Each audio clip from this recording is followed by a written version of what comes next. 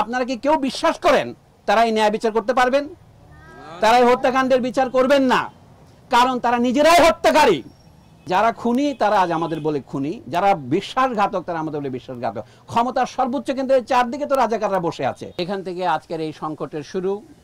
অনেকে বলছে এটা অরাজনৈতিক আন্দোলন। দেশের সিভিল সার্ভিস থেকে শুরু করে সমস্ত সরকারি চাকরিতে সকলের বৈধভাবে প্রতিযোগিতা করার অধিকার থাকবে কি থাকবে না, সেই প্রশ্নটা অরাজনৈতিক প্রশ্ন নয়, এটা একটা রাজনৈতিক প্রশ্ন।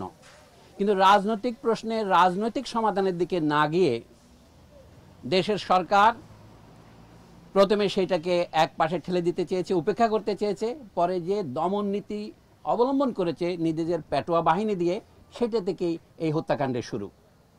আমরা প্রথমেই পরিষ্কার করে বলতে চাই, এই হত্যাকাণ্ড রাষ্ট্রীয় মদতে হয়েছে, রাষ্ট্রীয় বাহিনীর দ্বারা হয়েছে এবং রাষ্ট্রীয় বাহিনীর সহযোগীদের দ্বারা হয়েছে, যাদেরকে আমরা বলতে পারি প্রাইভেট বাহিনী। এর বিশ্বাসযোগ্য তদন্তের জন্য অবশ্যই বর্তমান পরিস্থিতিতে আন্তর্জাতিক তদন্ত দরকার। আমরা আমাদের নিহত, আহত, গুম হওয়া এবং নির্যাতিত জাতীয় জনগণের পক্ষ থেকে সেই দাবিকে অকুণ্ঠ সমর্থন জানাই। দ্বিতীয়ত, এখনো হত্যাকাণ্ডকে অস্বীকার করার জন্য একটা উদাহরণ দেই আপনাদের। গতকাল শোক দিবসের নামে একটা প্রজ্ঞাপন জারি করেছেন মন্ত্রিপরিষদ সচিব। সেখানে দেখবেন নিহত এবং আহতদের জন্য শোক পালনের জন্য কালো ব্যাজ পরিধান করতে বলেছেন। আমরা কিন্তু সেটা প্রত্যাখ্যান করেছি, আমরা লাল ব্যাজ পরেছি। এবং তারপরে তাদেরকে তারা শহীদ বলতে রাজি নন। তাহলে তারা যদি শহীদ না হন, শুধু নিহত হন, তাদের জন্য তাহলে প্রার্থনা করার দরকার কি? এটা একটা নয়, এই ধরনের অজস্র সবিরোধ আপনারা পাবেন।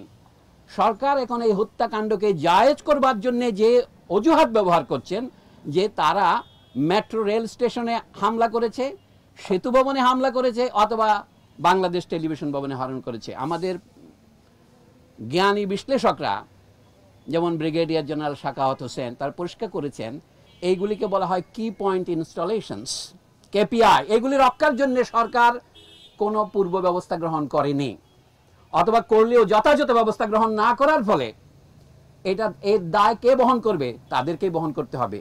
আর যেখানে গুলি হয়েছে, ধরুন প্রথমেই আবু সাইদ যেখানে নিহত হয়েছে রংপুরে, সেখানে কোন কেপিআই আক্রমণ করেছিল তারা?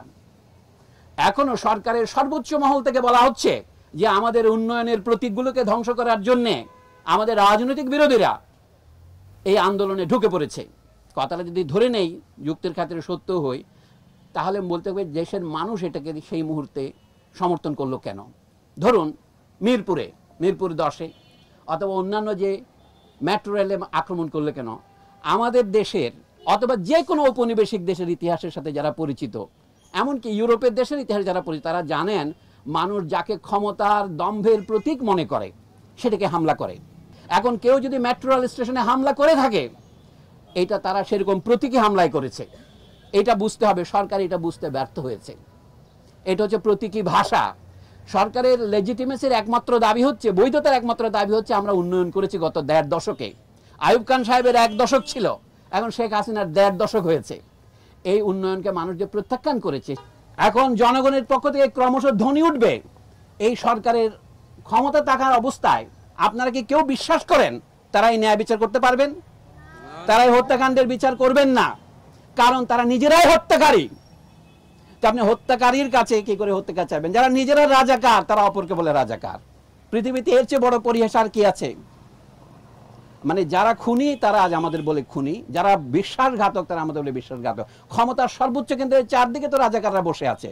এবং যে ছাত্র যারা 2000 সনের পরে জন্মগ্রহণ করেছে, তাদেরকেও তারা রাজাকার বলছেন। এবং আশ্চর্য লাগে, কোন সরকার যখন অগণতান্ত্রিক, স্বৈরতান্ত্রিক এবং গণবিরোধী হয়, তখন দেখা যায় তার যে রসবোধ সম্পূর্ণ হারিয়ে যায়। ছাত্ররা যখন বলেছে তুমি কে আমি কে, রাজাকার রাজাকার, এটি যে তারা ব্যঙ্গ করছে প্রধানমন্ত্রীকে, এই খবর বুঝতে তারা অক্ষম। এইটুকু উদ্ধৃত করে তার বাকিটা বলে না, কে বলেছে স্বৈরাচার স্বৈরাচার। বলা হচ্ছে এটা শুধু ছাত্র যুবকদের আন্দোলন। আসলে এটা ছাত্র যুবকদের আন্দোলন নয়, এটা সারা দেশের আন্দোলনে পরিণত হয়েছে এবং পরিণত হতে চলেছে। আন্দোলন বন্ধ হয় নাই, আন্দোলন বন্ধ হবে না। আমরা আজকে শিক্ষক হিসেবে দাঁড়িয়েছি, কিন্তু আমরা শিক্ষকতার বাইরেও আমাদের সামাজিক ভূমিকা আছে।